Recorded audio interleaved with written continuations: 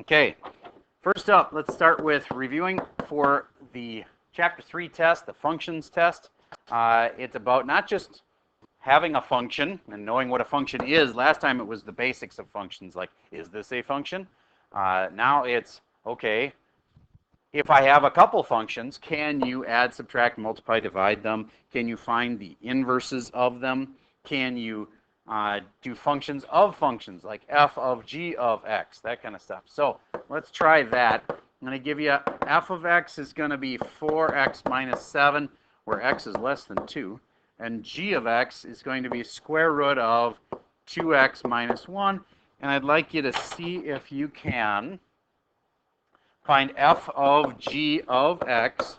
And I'd also like you to have the domain of f of g of x. And there's a big, hairy, nasty formula that you have to have memorized for finding the domain of functions that are nested inside each other like that. It's called composition of functions.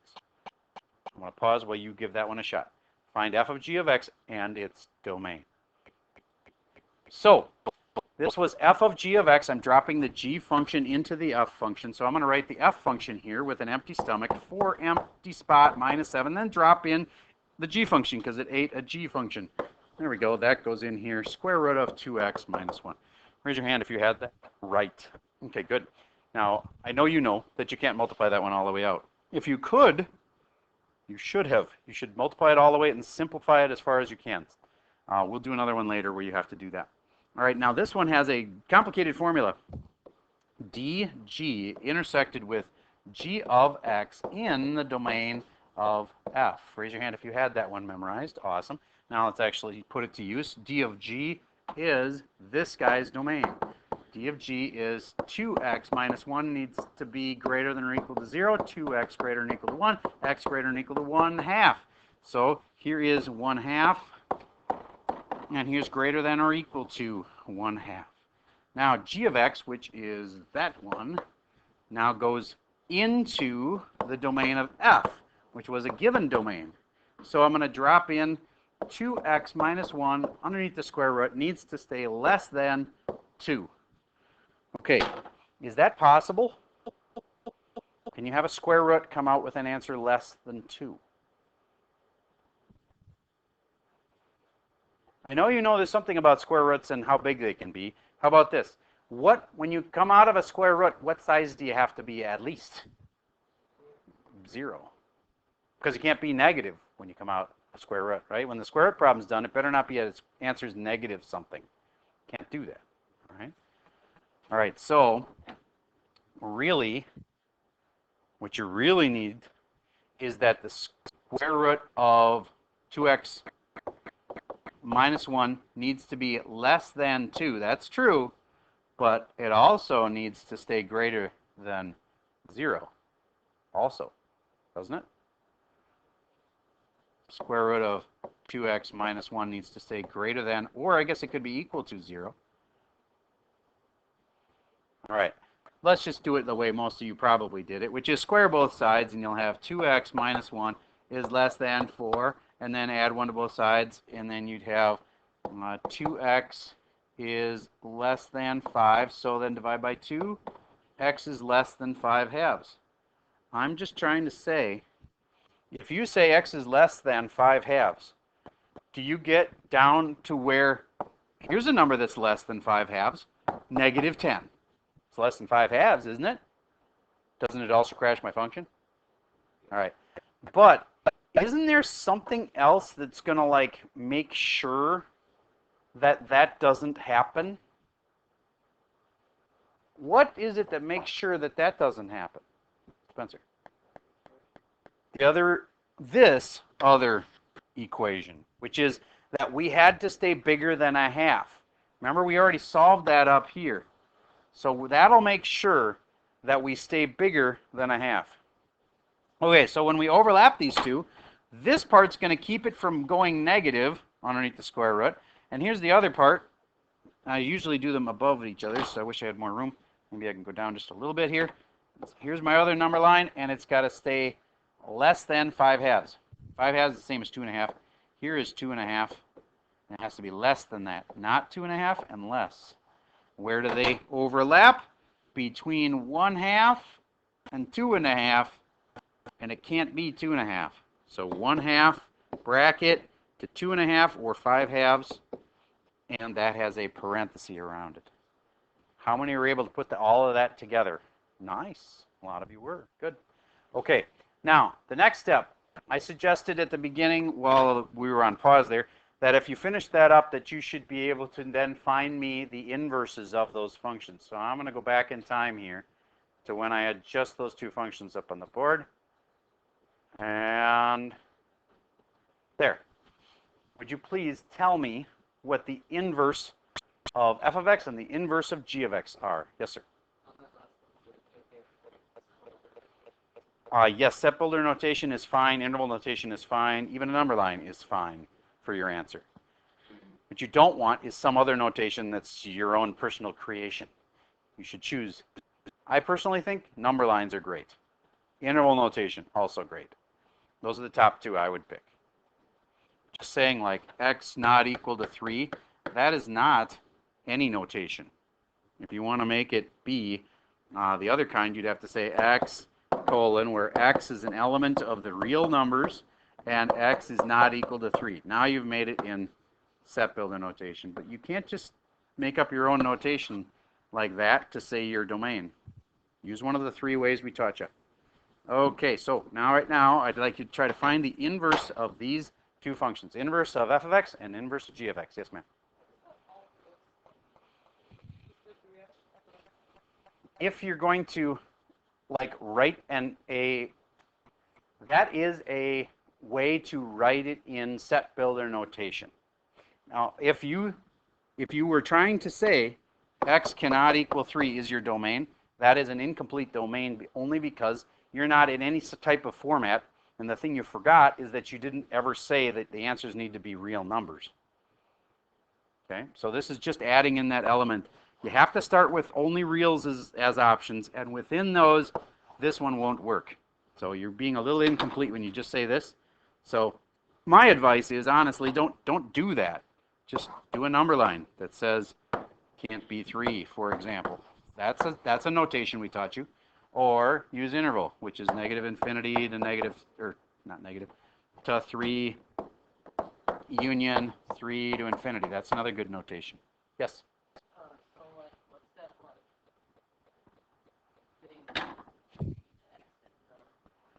Oh, this just means that it's an element of the real numbers.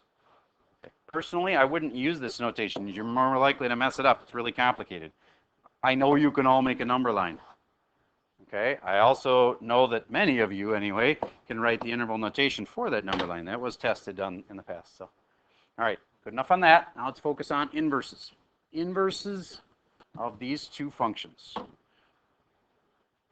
It's a 3-step process. Get them done, Mr. H? You're looking bored. Yeah. All right, read me the first one. What do you do? Well, first you write y. Yep. Good. With x. Yep, now what? And then what I did was I had I would agree with that. 4 and And there it is. It's a little inverse. And it would be f. What's the notation? If I say this, I'm wrong. F of x. It's not f of x. F to the negative 1 of x. That's correct. Any questions on that one? Okay, the second part. Y equals. Switch them. Square both sides. Notice squaring both sides really doesn't cause those issues of absolute values and all that stuff. Now, subtract 1 from both sides. Now divide by 2. And I have said before, if you can factor it, you should.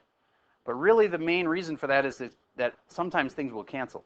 But if you factor this to x plus 1 and x minus 1 on top, I laud the effort, but it doesn't make it really any better because the 2 can't cancel with this or anything. So you did not need to do that. You could have left it just like this. And there is your inverse of the g function. So that would be g to the negative 1 of x. Any questions on those? Yes? I think you caught me. Very nice. And that means it wouldn't have been factorable anyway, so. Okay, so we've got inverses under our belt. How about pictures? Let's imagine for a moment that we had a function that looks like this. And this is at 1, 3 right there. This is at, no, I'm wrong. 3, 1, sorry.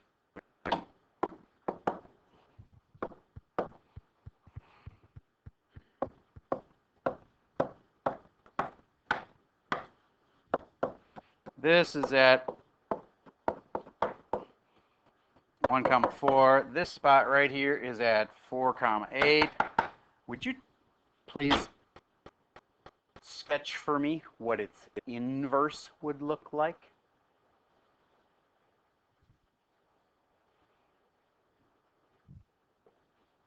Sketch what the inverse would look like. I'll pause for a second while I give that one a try. Okay, so your job was to find an inverse. That's a reflection over what? Don't say it. Write it on your iPad. It's a reflection over what? Turn it my way, I'll tell you if you're right or not. Yep.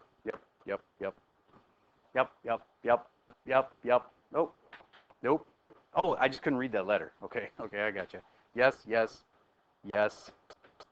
You usually say it the other way, but it's okay. Yes.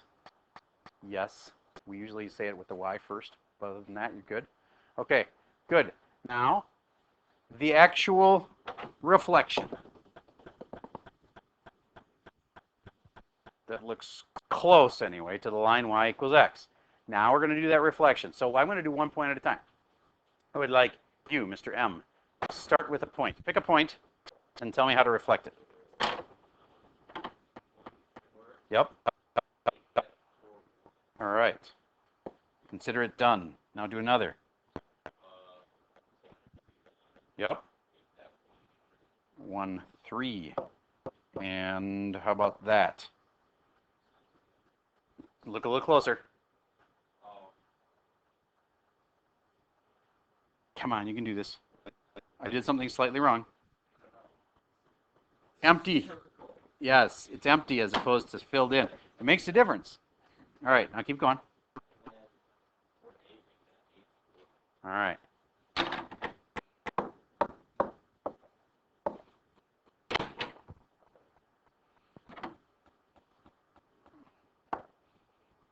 And that's a filled in one, right? Okay. Now what?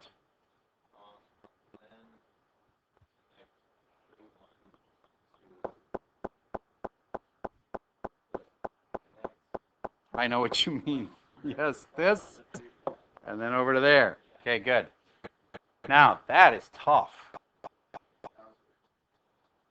Just look at this part. Does that part make sense to you? Okay. And then look at this part. Does that part make sense to you? So far?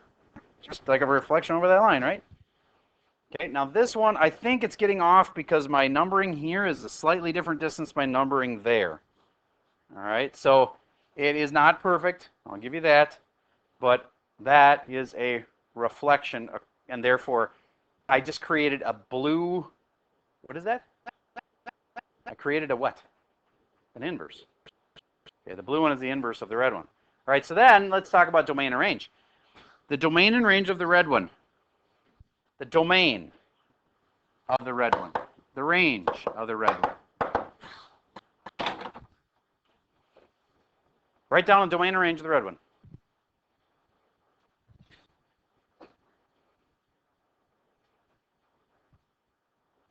Okay, the domain of the red one goes from left to right. So from there, I missed it. Got slanty there. There. Okay, so it's basically from about 1 to 4, and it looks like it's filled in dots, and therefore from 1 to 4 brackets. And what did I just do wrong? It's very easy to miss. Just doing the domain of the red one. Yes, ma'am. Doesn't work at 3, does it? So really, I should say it works between 1 and 3, but it doesn't actually work at 3. So I go like this. It works from 1 to 3, and then starts working again at 3 and keeps working until you hit, what, 4. And then it works at 4 because it's got a dot there. There we go. Okay, now why did we do that? To compare it to the domain and range of the blue one. Oh wait, I better figure out the range. The range on the red one.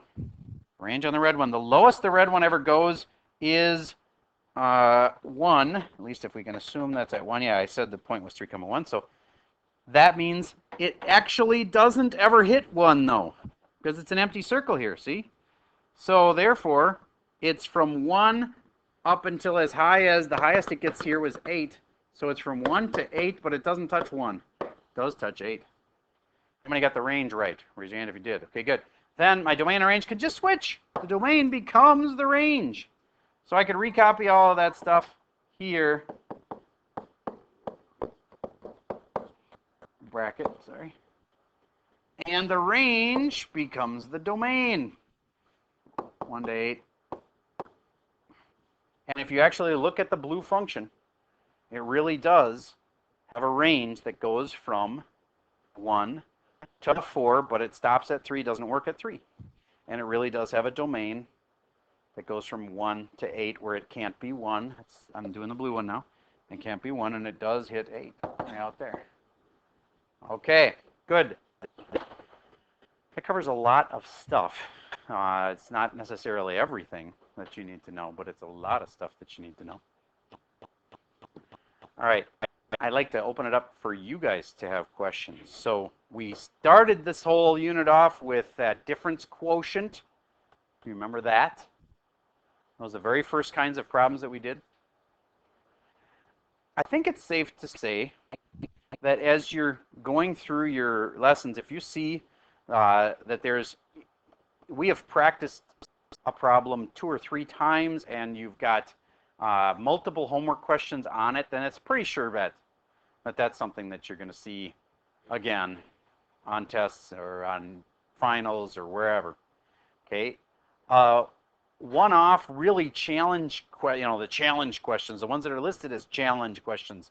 Or if you just know that, man, this one's different than all the other ones and it's super complicated, don't stress about having those on the homework. That doesn't mean that you have to know that to be able to do well on the tests. Okay, you get used to that. You don't. I know you guys. A lot of you are perfectionists, where you're like, it really annoys me that I don't get this one problem. Well, there may not be anything on the test about the one really complicated problem from the homework. Okay, so are there any though that we have done? You know, we've done practice of them, but you're not very good at them. Anything else you want to practice? Any problem style that, because I can make up more questions, or we can just stop too. Sir. Can we just do one more with the Yeah, that was this one. Actually, you need to remember that formula. Why don't you tell me what it is? F of x plus h minus f of x all over h. All right, let's do that where the function is 27x minus 1.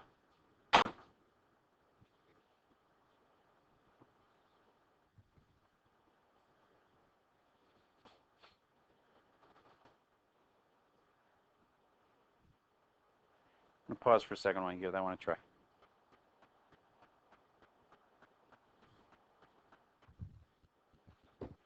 Okay, I was asked, what's the name for this? I'll actually turn it back to you guys. Somebody must remember this. And it's got a d in it, but it's not derivative. And yes, derivative is something that this is related to that's a higher level topic, but we don't call it that. We called it the something something. 2 words. Difference quotient, you've got it. This is called the difference quotient.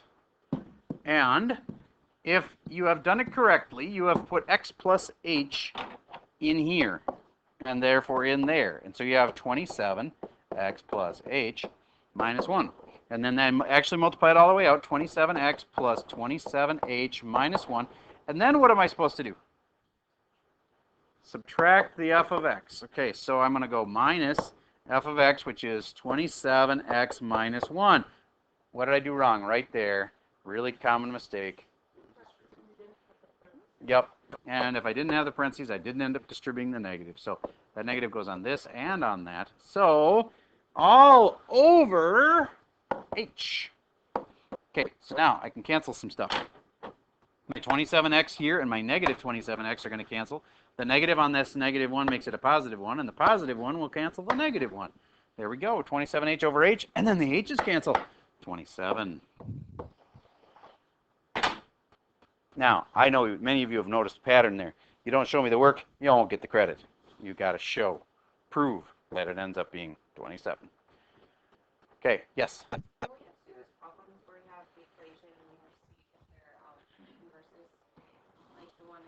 Proving two things are inverses. There's a big nasty formula for that. You want to tell me what it is?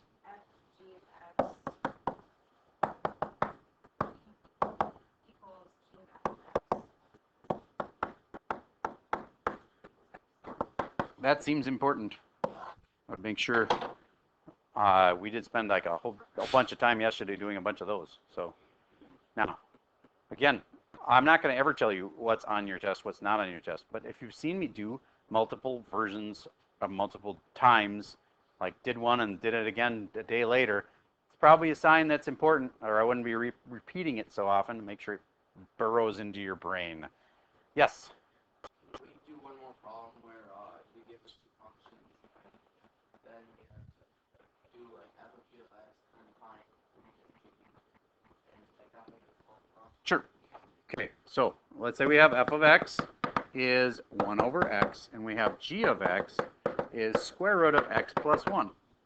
Then I would like you to tell me what's f of g of x and what is its domain. Actually, let's do g of f of x. G of f of x. We'll reverse it and see if you know the right, first of all, the right answer for it. Second of all, the domain of it.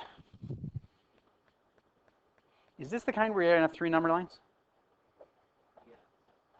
False. That would be if it was f divided by g or g divided by f. This is the kind that has the big nasty formula. Mr. P, would you read me that formula? Very nice. You switched it.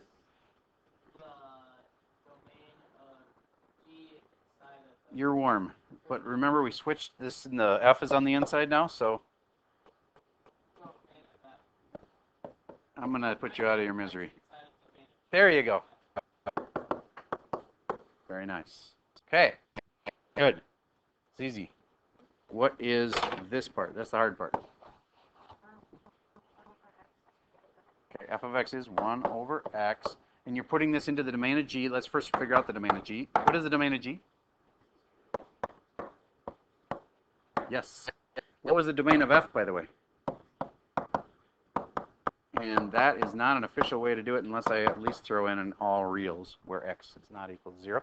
If I wanted to do it with a number line, that would also be a format we have approved, and it would be like that. Okay, now what? 1 over x. All right, and you're putting it into that spot, the domain of g, when that means it's greater than or equal to -1. And then, ooh, that's going to be tricky. 1 over x has to be greater than or equal to -1. Well, I have to now figure out what are some values that would make it equal to -1. That's going to be the critical spot. So if x is -1, that's a critical place, right? If I put in a -1 right there, then you get -1, and it's equal to -1. So if I put in -1, it works. Now, which way do you shade from it?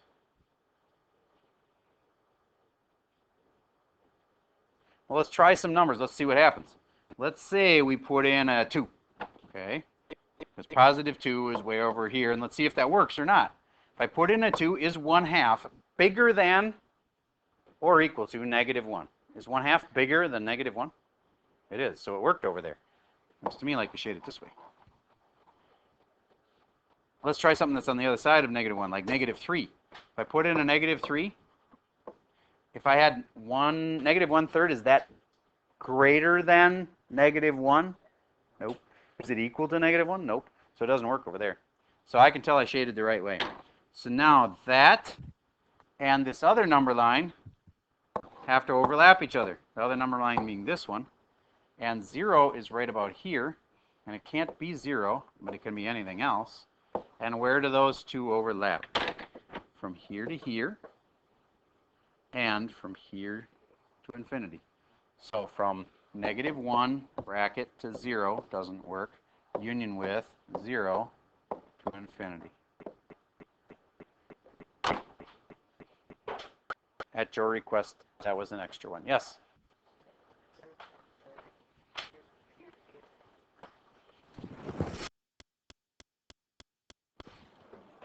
That is a good question. All right, I got to let you guys out of here.